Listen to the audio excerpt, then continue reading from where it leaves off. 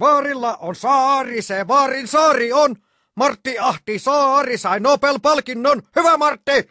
Ai vaareja, joita ei Nobel-palkita, mutta meidän vaarilla Nobel-pysti on. No nyt ei ollut taas mitään järkeä tossa. Oli kyllä. Ei ollut mitään järkeä. Oli, joka sana resonoi.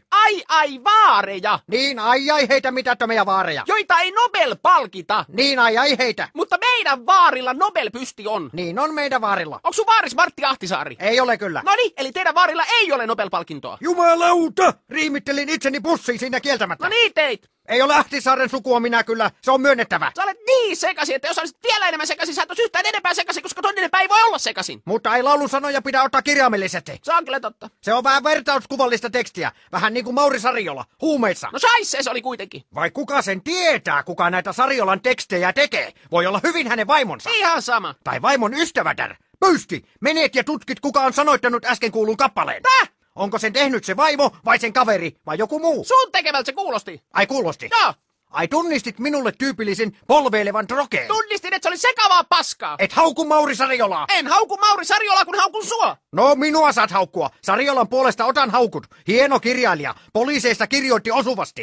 Jaa, voit sä mennä pois mun huoneesta? Mulla on työt kesken. En. Olen helvetin yksinäinen. No niin on minäkin, eikä mä silti tunge sun huoneeseen. No ollaan sitten yhdessä hetki. Rupatellaan. Turistaan. En turise sun kanssa. Et uskalla. Ei, en jaksa. Pelkäät älykkäitä naisia. Et sä ole nainen. Älykkäitä vahvoja naisia pelkäät. Nyt menet pois täältä. Mä en jaksa kuunnella sun juttuja, en sun lauluja, en mitään. En halua mennä yksin oman huoneeseen. Kaipaan juttu seuraa. En puhu sun kanssa enää mitään. Ei puhuta. Lauletaan. Minä lauloin sinulle, laula sinä nyt minulle. En laula. Haha, ei ole biisiä sinulla. Mitä biisiä? Minä osaan tehdä biisejä. Äskenkin tein Sariola henkisen biisin Vaarista ja Saaresta. Ihan saisee sun Ja biisi. otin Ahtisaaren mukaan ajakuvaksi. Itelläs ei ole mitään. No mä kyllä tehnyt Skeballa jotain. Et ole tehnyt Skepalla mitään, ei ole biisiä sinulla. Kyllä minäkin teen biisejä. Etkä tee biisejä. Teen, ne on vaan sulle liian vaikeita. Sä väärää ikäpolvea, et ymmärtää. Sekin kyttä. Mitä?